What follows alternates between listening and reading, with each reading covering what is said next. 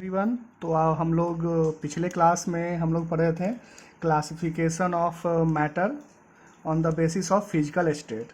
Physical state के classification हम लोग ने नॉर्मल टेम्परेचर प्रेशर में 3 भागों में डिवाइड किया था, सॉलिड, लिक्विड एंड गैस। वही अगर टेम्परेचर को हम इंक्रीज करते हैं और डिक्रीज करते हैं, अगर मान लीजिए टेम्परेचर को 10⁻⁷ केल्विन पर इंक्रीज करते तो प्लाज्मा स्टेट भी एग्जिस्ट किया था। वही अगर हम टेम्परेचर को बहुत ज़्यादा ही लगभग -273 डिग्री सेल्सियस पे हम डिक्रीज करते हैं तो क्या वो एक बीईसी स्टेट एग्जिस्ट किया था, जो कि बीईसी किसने खोज किया था? इंडियन सत्येंद्रनाथ बोस ने इस पे कैलकुलेशन किया था। वही एल्बर्ट आइंस्टीन ने प्रेडिक्ट किया था कि 5th स्टेट भी एग्जिस्ट करता है, जिसे दोनों का नाम मिलकर बोस आइंस्टीन कॉन्डेंसेट कहा गया। तो अब तक हम लोग का 2 लेक्चर कंप्लीट हो गया है और आज मेरी तीसरी लेक्चर है। अगर मान लीजिए जो भी कोई स्टूडेंट है जो अभी फर्स्ट और सेकेंड लेक्चर नहीं देखे हैं, वो Bansal classes Aligarh YouTube channel में जाकर वहाँ आप फर्स्ट लेक्चर और सेकेंड लेक्चर देख सकते हैं। तो चलिए आज हम लोग जो है फर्स्ट चैप्टर पढ़ रहे हैं, क्लास 9 का मैटर इन आवर सराउंडिंग, जो कि आज लेक्चर नंबर 3 है। तो आज हम लोग पढ़ेंगे classification of matter. Classification of matter में हम लोग जो पढ़े हैं उसके बारे में 1 बाय 1 अच्छी तरीके से उसके बारे में पढ़ेंगे कि क्या क्या उसकी प्रॉपर्टीज होती है। तो स्टार्ट करते हैं सॉलिड स्टेट। ये सॉलिड स्टेट क्या होता है, ठीक है? तो solids have a fixed shape and fixed volume. Solid के बाद क्या होता है? फिक्स्ड शेप होता है, फिक्स्ड वॉल्यूम होता है। आपको हम बता चुके हैं टोटल 5 स्टेट होते हैं। वही सॉलिड से लिक्विड में हम टेम्परेचर इंक्रीज करते हैं, लिक्विड से गैस में टेम्परेचर इंक्रीज करते हैं तो गैस स्टेट होता है, और 10⁻⁷ केल्विन होती तो प्लाज्मा होती है, ठीक है? तो सॉलिड के पास क्या होता है? फिक्स्ड शेप होता है, फिक्स्ड वॉल्यूम होता है। फिक्स्ड शेप फिक्स्ड वॉल्यूम क्यों होता है? क्योंकि इसके जो पार्टिकल्स होते हैं ये क्या होते हैं? क्लोजली पैक होते हैं। पार्टिकल्स क्या होता है? किसी भी मैटर का छोटा सा यूनिट, कॉन्स्टिट्यूएंट्स को हम कहते हैं कि जो किससे बना है, कोई भी सब्सटेंस जो बनता है, छोटे छोटे पार्टिकल, उसी को पार्टिकल्स कहते हैं या एटम कह सकते हैं, ठीक है? तो सॉलिड के पास फिक्स्ड शेप होता है, फिक्स्ड वॉल्यूम होता है। क्यों? क्योंकि पार्टिकल्स के बीच में फोर्स ऑफ इंटरेक्शन ज़्यादा होता है, इंटरमोलिकुलर स्पेस बहुत कम होता है, ठीक है? Solids can not compressed much. Solid को आप कंप्रेस नहीं कर सकते, दबा नहीं सकते। क्यों? क्योंकि वो सॉलिड्स क्या होता है? रिजिडिटी होती है, पार्टिकल्स क्लोजली पैक होते हैं, इसलिए आप उसे हम कंप्रेस नहीं कर सकते हैं। Solids have high density, they are heavy. Solid की डेंसिटी हाई होते हैं। क्यों? क्योंकि उसे कंप्रेस नहीं कर सकते हैं आप। हाई डेंसिटी इसलिए होती है क्योंकि उसके पार्टिकल्स क्लोजली पैक होते हैं। ये सभी एक ही रीजन है, पार्टिकल्स के क्लोजली पैक होने की वजह से क्या होता है? हाई डेंसिटी होता है, कंप्रेस नहीं कर सकते हैं। They are heavy. अगर डेंसिटी हाई होगा तो क्या होगा? भारी होगा। वही डेंसिटी लो होगा तो क्या होगा? हल्का होगा, ठीक है? तो सॉलिड का क्या होता है? डेंसिटी ज़्यादा होता है। डेंसिटी क्या होता है? मास अपर वॉल्यूम, पर यूनिट वॉल्यूम में कितना मास ऑक्यूपाई करता है उसे हम कहते हैं डेंसिटी। अगर डेंसिटी बढ़ाने के लिए 2 कंडीशन है, आप मास को इंक्रीज कीजिए या वॉल्यूम को डिक्रीज कीजिए, ये दोनों कंडीशन है डेंसिटी का। तो सॉलिड क्या होता है? उसका वॉल्यूम जगह कम होता है, कम ऑक्यूपाई करता है, और क्या होता है? मास उसका ज़्यादा होता है, ठीक है? Solid do not fill their container completely. Solids do not fill the container completely. Container को कंप्लीटली फिल नहीं करता है क्योंकि इसमें फ्लूइडिटी प्रॉपर्टी नहीं होता है। फ्लूइडिटी प्रॉपर्टी क्या होता है? लिक्विड में होता है, क्योंकि सॉलिड के क्या है? फिक्स्ड शेप है, फिक्स्ड वॉल्यूम है, ठीक है? इसमें फ्लूइडिटी प्रॉपर्टी नहीं होता है, जिसकी वजह से ये कंटेनर को कंप्लीटली फिल नहीं करता है, कुछ ना कुछ स्पेस बच जाता है, ठीक है? Solid do not flow. Solid के पास क्या होता है? फ्लूइडिटी प्रॉपर्टी नहीं होता है। डू नॉट फ्लो मतलब ये फ्लो नहीं करता है। क्यों नहीं करता है? क्योंकि ये फिक्स सेम है, पार्टिकल्स क्लोजली पैक होता है, ठीक है? इसलिए फ्लो नहीं करता है। ये फ्लूइडिटी प्रॉपर्टी किस में होता है? लिक्विड में होता है, गैस में होता है। आपसे ये भी पूछ सकता है कि अगर मान लीजिए सॉलिड को लिक्विड गैस से कैसे डिफ्रेंशिएट करेंगे? ये फ्लूइडिटी प्रॉपर्टी के आधार पे हम सॉलिड को लिक्विड और गैस से डिफ्रेंशिएट करेंगे। ये मोस्ट इंपॉर्टेंट क्वेश्चन है, किसी भी कंपटीशन में पूछ सकता है। नेक्स्ट हम देखेंगे intermolecular force are very strong and constituent particle are closely pack. Intermolecular force of attraction और इंटरमोलिकुलर स्पेस के बारे में जानेंगे। इंटरमोलिकुलर फोर्स ऑफ अट्रैक्शन क्या होता है? आपको हम बता दें, कोई भी मैटर, सॉलिड, लिक्विड या गैस कोई भी है, वो छोटे छोटे पार्टिकल्स से मिलकर बनते हैं। अगर 2 पार्टिकल्स कितने क्लोजली पैक होते हैं, कितने टाइटली पैक होते हैं, तो इसका इसी को बोलते हैं intermolecular force of attraction. Intermolecular force of attraction जो होता है सॉलिड में क्या होता है, ज़्यादा होता है, वही लिक्विड में क्या होता है, कम होता है। और गैस में तो नेग्लिजेबल होता है इंटरमोलिकुलर फोर्स ऑफ अट्रैक्शन, उसमें क्या होता है, पार्टिकल्स बहुत ज़्यादा दूर दूर होते हैं, ठीक है। वही इंटरमोलिकुलर स्पेस क्या होता है, दो पार्टिकल्स के बीच में कितना स्पेस होता है, दो पार्टिकल्स के बीच में कितना स्पेस होता है, उसी को बोलते हैं इंटरमोलिकुलर स्पेस। तो सॉलिड में क्या होता है, पार्टिकल्स वेरी क्लोजली पैक होते हैं, इसके वजह से क्या होता है, इंटरमोलिकुलर स्पेस क्या होता है, बहुत ही नेग्लिजिबल, न के बराबर ही होते हैं। इंटरमोलिकुलर स्पेस नहीं ना होने की वजह से ही क्या होता है, ये कंप्रेस्ड मच नहीं कर सकते हैं। सॉलिड क्या होता है, रिजिडिटी ज़्यादा होता है। रिजिडिटी क्यों ज़्यादा होता है, क्योंकि इंटरमोलिकुलर स्पेस नेग्लिजिबल होता है और इंटरमोलिकुलर फोर्स वेरी हाई होता है। ये दोनों इंटर क्या होता है, ये जो है इन्वर्सली प्रोपोर्शन होता है। जहाँ इंटरमोलिकुलर फोर्स ऑफ अट्रैक्शन ज़्यादा होगा, क्लोजली पार्टिकल्स क्या होगा, क्लोजली पैक होगा। पार्टिकल क्लोजली पैक होगा तो क्या होगा, स्पेस कम होगा पार्टिकल्स के बीच में, ठीक है। तो हम लोग सॉलिड को, ये सॉलिड के जितने भी 6 प्रॉपर्टी थे उन्हें हम लोग जान लिए हैं। सॉलिड को हम क्लासिफाइड करेंगे एज क्रिस्टलाइन और amorphous on the basis of the nature of order present in the arrangement of the constituent particles. मतलब सॉलिड को हम 2 भाग में क्लासिफाई करेंगे, किस बेसिस पे, पार्टिकल्स के अरेंजमेंट के बेसिस पे। जो भी सॉलिड्स है उसके अरेंजमेंट पार्टिकल्स से बना होता है, उसका अरेंजमेंट कैसा होता है, उस बेसिस पे हम सॉलिड को 2 भाग में डिवाइड करेंगे, क्लासिफाइड एज क्रिस्टलाइन सॉलिड और अमरफस, ठीक है। तो हम लोग क्रिस्टलाइन सॉलिड क्या होता है, अमरफस सॉलिड क्या होता है, इसके बारे में अब हम लोग देखेंगे। अब हम लोग कुछ प्रॉपर्टी है उस बेसिस पे क्रिस्टलाइन सॉलिड और अमरफस सॉलिड को हम क्लासिफाई करेंगे। क्रिस्टलाइन सॉलिड, अमरफस सॉलिड क्या है, सॉलिड के ही 2 टाइप है, जिसमें पार्टिकल्स अरेंजमेंट के बेसिस पे हम लोग ने 2 भाग में डिवाइड किया है। पहला प्रॉपर्टी है मेल्टिंग पॉइंट। तो मेल्टिंग पॉइंट क्या होता है, आप क्रिस्टलाइन सॉलिड का शार्प मेल्टिंग पॉइंट होता है, मतलब एक fixed melting point, boiling point होता है। क्योंकि पार्टिकल्स का क्या होता है, क्लोजली पैक होता है, ठीक है। वही अमरफस सॉलिड में क्या होता है, ये कोई फिक्स्ड पॉइंट नहीं होता है, melt over range of temperature. इसमें क्या हो, एक रेंज ऑफ टेम्परेचर क्या होगा, एक रेंज बना होता है टेम्परेचर का, जिसमें क्या होता है, मेल्ट होता है। कोई एक फिक्स्ड पॉइंट नहीं होगा जहाँ मेल्ट होगा, ठीक है। कोई भी सॉलिड का क्या होता है, एक मेल्टिंग पॉइंट क्या होता है, फिक्स्ड होता है। पर ये अमरफस में क्या होता है, ये भी सॉलिड ही है, पर इसमें पार्टिकल्स क्या होता है, क्लोजली पैक नहीं होते हैं। पार्टिकल्स का जो अरेंजमेंट होगा क्या होता है, ये लॉन्ग रेंज ऑर्डर नहीं होता है, ये शॉर्ट रेंज ऑर्डर होता है। मतलब अगर अरेंजमेंट करते हैं पार्टिकल्स का तो ये क्या होगा, आपका एक पैटर्न नहीं होगा, इसमें कोई भी एक पैटर्न नहीं होगा। इसका पार्टिकल्स का जो शेप भी होता है कैसा होता है, रेगुलर नहीं हो, इरेगुलर शेप होता है, ठीक है। सेकेंड प्रॉपर्टी है इसका शेप। तो क्रिस्टलाइन का क्या होता है, डेफिनेट ज्योमेट्रिकल शेप होते हैं। क्रिस्टलाइन का शेप कैसा होता है, ज्योमेट्रिकल शेप होता है, फिक्स शेप होता है, क्योंकि पार्टिकल्स क्लोजली पैक होते हैं क्रिस्टलाइन सॉलिड्स में। इसके बारे में हम लोग डायग्राम के थ्रू भी हम लोग समझेंगे। जैसे आपको एक एग्जांपल बता देते हैं, जैसे सॉलिड, क्रिस्टलाइन सॉलिड क्या होता है, आप स्टोन मान लीजिए, वुड मान लीजिए, इसमें पार्टिकल्स क्या होता है, क्लोजली पैक होते हैं, क्या होता है, जिसके वजह से उसको आप हाई कंप्रेस नहीं कर सकते हैं। सॉलिड का मतलब क्या है, होता है, हम लोग ये जानते हैं कि सॉलिड को हम कंप्रेस नहीं कर सकते हैं, ठीक है। हार्ड होते हैं, डेंसिटी हाई होता है, ठीक है। बहुत सारे सॉलिड होते हैं हमारे जनरल लाइफ में देखते हैं, वो क्या होता है, ना हार्ड होता है, उसे कंप्रेस भी इजीली कर लेते हैं, डेंसिटी भी वेरी लो होता है। जैसे एग्जांपल है स्पॉन्ज हो गया, रबर हो गया, ये सब क्या होता है, ये सब भी तो सॉलिड है, पर इसे आसानी से आप कंप्रेस करते हैं, आसानी से कंप्रेस करते हैं, ठीक है। तो आप इस सॉलिड को हम क्या कहेंगे, अमरफस सॉलिड। क्यों, क्योंकि पार्टिकल्स क्या होता है, उसमें क्लोजली पैक नहीं होते हैं, और उसका जो पार्टिकल्स के अरेंजमेंट होते हैं जो लॉन्ग रेंज ऑर्डर नहीं होते हैं, सिस्टमैटिक नहीं होते हैं, इसलिए क्या होता है, उसके आसानी से कंप्रेस कर सकते हैं, आसानी से। उसके डेंसिटी भी क्या होता है, क्या होता है, लो होता है, हल्का होता है। जैसे स्पॉन्ज देखते हैं उससे बहुत ही ज़्यादा हल्का होता है, स्पेस ज़्यादा ऑक्युपाई करता है, पर क्या होता है, हल्का होता है। तो ये किसका एग्जाम्पल है, अमरफस सॉलिड का। अमरफस सॉलिड में कोई कन्फ्यूजन नहीं रखना है, आपका स्पॉन्ज हो गया, रबर हो गया, ये सब अमरफस सॉलिड है। और क्रिस्टलाइन सॉलिड्स क्या है, आपका जितना भी हार्ड होता है सब्सटेंस, जैसे वुड है, स्टोन है, ये सब क्या है, क्रिस्टलाइन सॉलिड्स है। हीट ऑफ फ्यूजन, फ्यूजन क्या होता है, सॉलिड लिक्विड में कन्वर्ट होना। तो हीट ऑफ फ्यूजन क्या होता है, डिफिनिट हीट ऑफ फ्यूजन होता है, ठीक है। इसका मेल्टिंग पॉइंट भी क्या होता है आपका, वही अमरफस सॉलिड का क्या होता है, कोई डिफिनिट नहीं होता है हीट ऑफ फ्यूजन का। आपको बता दें, सॉलिड का लिक्विड में कन्वर्ट करता है उसी को हम मेल्टिंग कहते हैं, लिक्विड गैस में कन्वर्ट करता है उसी को हम बॉइलिंग कहते हैं, वही गैस लिक्विड में कन्वर्ट होता है, उसी को हम लिक्विफिकेशन कहते हैं।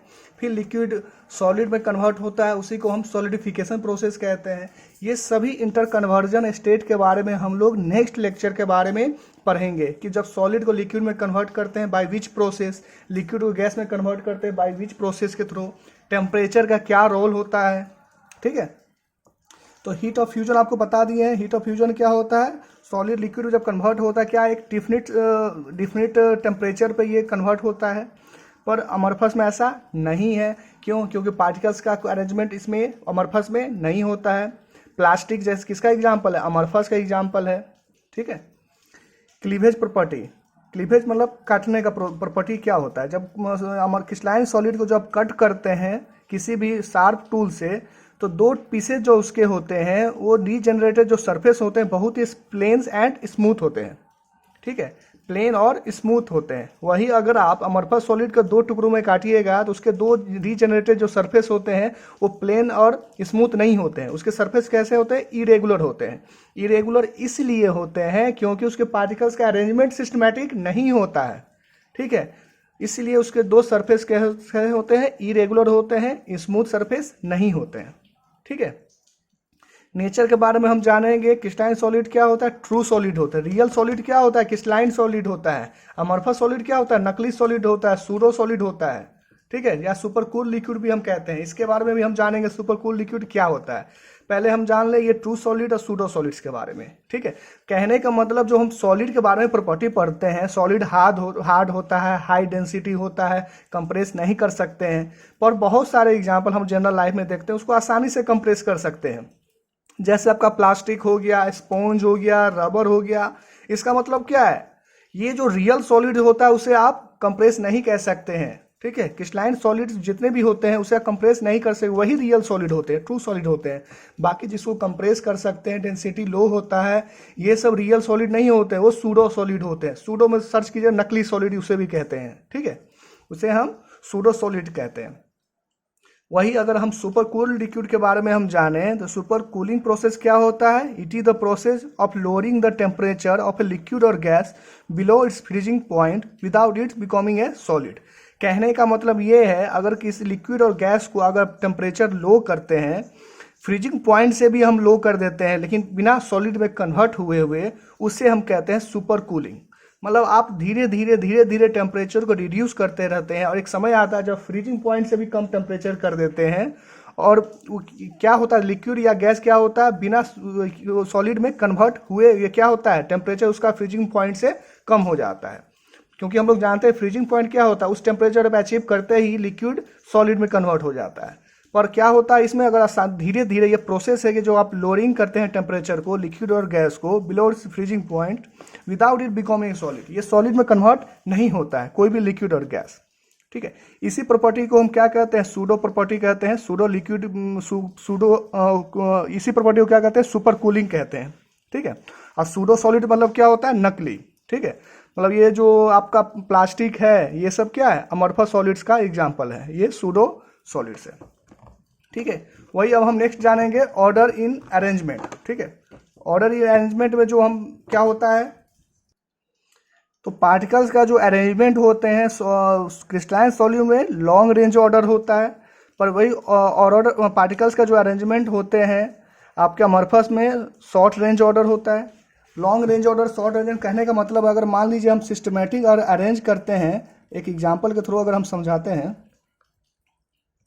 तो सॉलिड में क्या है, एक अरेंजमेंट है, एक पैटर्न है। वही अमरफस में हम एग्जाम्पल देखें तो ये पैटर्न नहीं रहेगा, ये कोई सिस्टमैटिक पैटर्न नहीं रहेगा, इसे हम क्या कहेंगे, अमरफस। पर वही क्रिस्टलाइन में क्या है, एक पैटर्न है, पार्टिकल्स के अरेंजमेंट का एक पैटर्न है। ठीक है, क्लोजली पैक होते हैं, इसके वजह से क्या कहते हैं, इसे हम ट्रू सॉलिड कहते हैं। पर अमरफस को क्या कहते हैं, हम ट्रू सॉलिड नहीं कहते हैं। एक बार फिर से आपको एक्सप्लेन कर दे, हम सॉलिड को दो भाग में डिवाइड किए हैं, crystalline solid, amorphous solid. Real में हम लोग सॉलिड जो होते हैं वो क्रिस्टलाइन सॉलिड ही होते हैं, क्योंकि क्रिस्टलाइन सॉलिड रियल जो सॉलिड का जो प्रॉपर्टी होता है, जो डिफिनीशन होता है उसको फॉलो करता है। हम लोग जानते हैं सॉलिड क्या होता है, हाई डेंसिटी होता है, डू नॉट कंप्रेस नहीं कर सकते हैं, रिजिडिटी होता है। पर ये जो आपका अमorphous सॉलिड हो वो रियल सॉलिड नहीं होता है। क्यों? क्योंकि पार्टिकल्स का अरेंजमेंट ऑर्डर नहीं होता है, सिस्टमैटिक नहीं होता है, पार्टिकल्स क्लोजली पैक नहीं होते हैं, कुछ गैप होती है उसमें। और अरेंजमेंट जो क्या होता है, शॉर्ट रेंज ऑर्डर ही होता है। अरेंजमेंट क्या होता है, शॉर्ट रेंज ऑर्डर ही होता है। ठीक है। अब फ्यूजन भी क्या होगा, मतलब आपका जो मेल्टिंग पॉइंट होगा, ये जो होगा आपका क्रिस्टलाइन का फिक्स होगा, पर आपका अमorphous का फिक्स्ड नहीं होगा। ठीक है। क्लीवेज प्रॉपर्टी भी हम लोग जानेंगे, जब दो टुकड़ों में हम डिवाइड करेंगे तो जो न्यू जनरेटेड सरफेस जो होगा क्रिस्टलाइन का प्लेन होगा, स्मूथ होगा, वही अमorphous का ना प्लेन होगा ना ही स्मूथ होगा। ठीक है। ये सब जानेंगे। शेप भी जानेंगे कि आपका ज्योमेट्रिकल शेप होता है, शेप होगा कोई, पर अमorphous का कोई शेप नहीं होता, इरेगुलर शेप होता है। ठीक है। तो अगर मान लीजिए किसी भी बोर्ड में ये क्वेश्चन आपके स्कूल में पूछा जाएगा कि अगर इसमें क्लासीफाई कीजिए क्रिस्टलाइन और अमorphous को, तो ये कुछ पॉइंट है, आप आसानी से इसको क्लासीफाई कर सकते हैं। हम लोग सॉलिड को क्लासीफाई कर लिए on the basis of particles के अरेंजमेंट के बेसिस पे, क्रिस्टलाइन एंड अमorphous। अब हम लोग लिक्विड स्टेट के बारे में जानेंगे। लिक्विड स्टेट क्या होता है? लिक्विड आपको बता चुके हैं, लिक्विड क्या क्या होता है, फिक्स्ड वॉल्यूम होती है बट नो फिक्स्ड शेप होती है। क्यों? पार्टिकल्स से अरेंजमेंट क्या होता है, क्लोजली नहीं होती है। पार्टिकल्स क्या होता है, दूर दूर होती है। एक डायग्राम है जिससे हम लोग समझेंगे कि सॉलिड, लिक्विड और गैस के बारे में। जैसे ये सॉलिड का डायग्राम है, इसमें पार्टिकल्स क्या होता है, एक ऑर्डर होता है। जैसे क्रिस्टलाइन सॉलिड्स के बारे में हम बताए थे, पार्टिकल्स का अरेंजमेंट क्या होता है, ऑर्डर होता है, क्लोजली होता है, सिस्टमैटिक होता है, जिसके वजह से क्या होता है, ज्योमेट्रिकल शेप होता है। देख रहे हैं पार्टिकल्स क्या है, क्लोजली पैक है। क्लोजली पैक है जिसके वजह से क्या होगा, सॉलिड हाई डेंसिटी होगा, जिससे कंप्रेस नहीं कर सकते आप। एक शेप आ रहा है ज्योमेट्रिकल। सॉलिड में नेग्लिजिबल फ्लूइडिटी प्रॉपर्टी होती है। सब डिपेंड करता है इसके पार्टिकल्स के अरेंजमेंट का। अरेंजमेंट कैसा है, लॉन्ग रेंज ऑर्डर है। ठीक है। वही हम लिक्विड के पार्टिकल्स को देखते हैं, ये दूर दूर होती है, क्लोजली पैक नहीं होते in the compare of solid. यही गैस के कंपेयर करें तो गैस के कंपेयर में लिक्विड की पार्टिकल्स थोड़ी क्लोजली होती है, पर गैस में क्या होता है, पार्टिकल्स देख रहे हैं बहुत ही ज़्यादा दूर दूर होता है। ठीक है। तो पार्टिकल्स का जो क्लोजली गैस में जो पार्टिकल्स होती है उसकी बहुत ज़्यादा डिस्टेंस होने की वजह से क्या होता है, ये इसको अब ना डिफिनिट वॉल्यूम होती है ना डिफिनिट शेप होती है। ठीक है। इंटरमॉलिक्यूलर स्पेस जो होती है सबसे ज़्यादा गैस में होती है और सॉलिड में नेग्लिजिबल होती है। वही इंटरमॉलिक्यूलर फोर्स ऑफ अट्रैक्शन सबसे ज़्यादा क्या किस में होती है, सॉलिड में होती है। लिक्विड में थोड़ा सा कम होती है in the compare of solid, और गैस में तो नेग्लिजिबल ही होती है। ठीक है। तो ये सभी सॉलिड, लिक्विड, गैस जो है ये पार्टिकल्स के अरेंजमेंट के बेसिस पे हम लोग डिफ्रेंशिएट किए हैं। अब हम लोग लिक्विड स्टेट के बारे में जानेंगे। ठीक है। Liquids have fixed volume but they have no fixed shape. Liquid का क्या होता है, वॉल्यूम फिक्स्ड होती है। ठीक है। पर ये शेप फिक्स नहीं होता है। अगर जिस बर्तन में आप रखिएगा, अब डिपेंड करेगा वेसल किस शेप का है, सिलेंडर का है तो सिलेंडर का शेप ले लेगा। ठीक है। और कॉनिकल में रखिएगा तो कोन जैसा शेप ले लेगा। ठीक है। तो लिक्विड का कोई भी आपका शेप जो होती है फिक्स नहीं होती है, पर वॉल्यूम क्या होता है, फिक्स होता है। अगर 1 लीटर किसी भी हम सिलेंडर में रखें या कोन में रखें, कोन जैसा ग्लास है, तो लीटर 1 लीटर ही रहेगा, वॉल्यूम फिक्स रहेगा, पर शेप जिस बर्तन में रखेंगे वैसा शेप ले लेगा। ठीक है। नेक्स्ट पॉइंट है, like solids liquid can not be compressed much.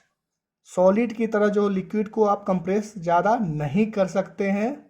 Solid में तो आप कंप्रेस नहीं कर सकते हैं, पर लिक्विड में थोड़ा सा आप कर सकते हैं, पर गैस के कंपेयर में आप नहीं कर सकते हैं। ठीक है। नेक्स्ट पॉइंट है, liquids generally flow easily. Liquid का आसानी से फ्लो हो जाती है। क्यों आसानी से फ्लो हो जाती है? क्योंकि इसके पास फ्लूइडिटी प्रॉपर्टी होती है। गैस के पास भी फ्लूइडिटी प्रॉपर्टी होती है, पर सॉलिड के पास फ्लूइडिटी प्रॉपर्टी नहीं होती है। Next point, liquid have moderate density. सबसे ज़्यादा हाई डेंसिटी किस में होता है, सॉलिड में होता है। आपको बता चुके हैं हाई डेंसिटी क्यों होता है, क्योंकि पार्टिकल्स क्लोजली पैक होते हैं।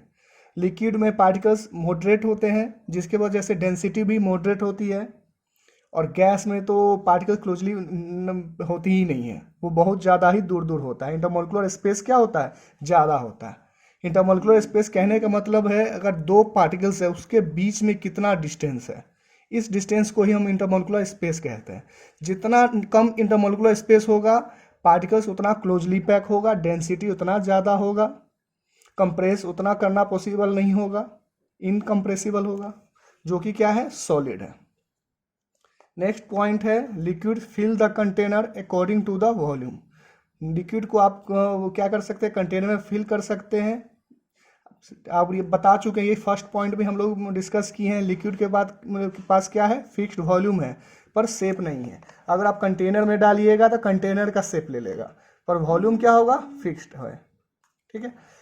नेक्स्ट पॉइंट है intermolecular force are strong enough to keep the particles together but not strong enough to keep in fixed position। Intermolecular force जो होती है लिक्विड में क्या होती है स्ट्रॉन्ग होती है, पर ये सॉलिड के कंपेयर में कम होती है। सॉलिड की तरह इतनी स्ट्रॉन्ग नहीं होती है जिससे पार्टिकल्स को आप फिक्स्ड कर सकें। पर इसी की वजह से क्या होता है, पार्टिकल्स थोड़ा दूर होता है और क्या होता है, फ्लूइडिटी प्रॉपर्टी होती है। ठीक है। अगर मान लीजिए इंटरमोलिकुलर फोर्स ऑफ अट्रैक्शन ज़्यादा रहेगा तो पार्टिकल्स क्या होगा, फ्लो नहीं होगा। पर इंटरमोलिकुलर फोर्स ऑफ अट्रैक्शन क्या होती है, लिक्विड में कम होती है in the compare of solid.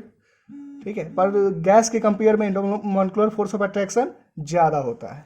तो ये सब पॉइंट है। हम लोग सॉलिड स्टेट के बारे में जान गए, लिक्विड स्टेट के बारे में हम लोग जान गए। अब मुझे पढ़ना है गैसेस स्टेट के बारे में। गैसेस स्टेट क्या है के बारे में हम लोग ये प्रॉपर्टी पढ़ेंगे। Gases neither have definite shape no definite volume. आपको पहले ही बता चुके हैं, ना डेफिनेट शेप है ना डेफिनेट वॉल्यूम है। क्यों नहीं डेफिनेट शेप है, क्योंकि पार्टिकल्स का क्यों अरेंजमेंट क्या सिस्टमैटिक नहीं है। पार्टिकल्स क्या होता है, क्लोजली पैक नहीं होती है, पार्टिकल्स वेरी दूर दूर होती है, जिसके वजह से क्या होता है, ना शेप होता है ना ही डेफिनेट वॉल्यूम भी नहीं होती है। ठीक है। Guys have maximum fluidity and least rigidity. Gas के पास होता है मैक्सिमम फ्लूइडिटी प्रॉपर्टी होती है। मैक्सिमम फ्लूइडिटी प्रॉपर्टी इसलिए होती है क्योंकि पार्टिकल्स वेरी दूर दूर होती है। इंटरमोलिकुलर स्पेस वेरी हाई होता है। हाई होने के वजह से क्या होता है, इसमें फ्लूइडिटी प्रॉपर्टी सबसे मैक्सिमम होती है। वही आपका लिक्विड में फ्लूइडिटी प्रॉपर्टी कम होती है in the compare of gas. Gases का फ्लूइडिटी प्रॉपर्टी के साथ साथ ये लिस्ट रिजिडिटी होती है। रिजिडिटी वेरी हाई किसकी होती है, सॉलिड में होती है, क्योंकि पार्टिकल्स क्या होता है, क्लोजली पैक होती है। पर गैस में पार्टिकल्स क्लोजली पैक नहीं होती है, बहुत ज़्यादा दूर है। ये सब प्रॉपर्टी डिपेंड करता है पार्टिकल्स का अरेंजमेंट पे। पार्टिकल्स अगर दूर होगा फ्लूइडिटी प्रॉपर्टी ज़्यादा होगा, कंप्रेस आप नहीं कर सकते हैं, रिजिडिटी प्रॉपर्टी नहीं होगा, डेंसिटी लो होगा। वही पार्टिकल्स अगर मान लीजिए क्लोजली पैक होगा तो क्या होगा, फ्लूइडिटी प्रॉपर्टी को शो नहीं करेगा, रिजिडिटी वेरी हाई होगा, डेंसिटी हाई होगा। ये सब पार्टिकल्स है। वही अगर मॉडरेट होगा तो हर एक प्रॉपर्टी को मॉडरेट शो करेगा। जैसे लिक्विड है मॉडरेट है, फ्लूइडिटी प्रॉपर्टी शो करता है, डेंसिटी भी मॉडरेट होती है। नेक्स्ट पॉइंट है gases are highly compressible. Gases को कंप्रेस ज़्यादा कर सकते हैं due to particles are very far distance. Gases have low density. Gases के पास लो डेंसिटी भी होता है क्योंकि पार्टिकल्स क्लोजली पैक नहीं होते हैं, दूर दूर होते हैं। Kinetic energy of the particles in the gases state is quite high. पर काइनेटिक एनर्जी सबसे ज़्यादा मैक्सिमम होगा गैसेज में। मूवमेंट जो होगा पार्टिकल्स का सबसे ज़्यादा गैसेज में होगा, क्योंकि intermolecular force of attraction negligible है। अगर मान लीजिए पार्टिकल्स के बीच में अट्रैक्शन ही नहीं है तो पार्टिकल्स में क्या होगा, वो दूर दूर रहेगा और उसको काइनेटिक एनर्जी क्या होगा, ज़्यादा होगा, मूवमेंट क्या होगा, ज़्यादा होगा।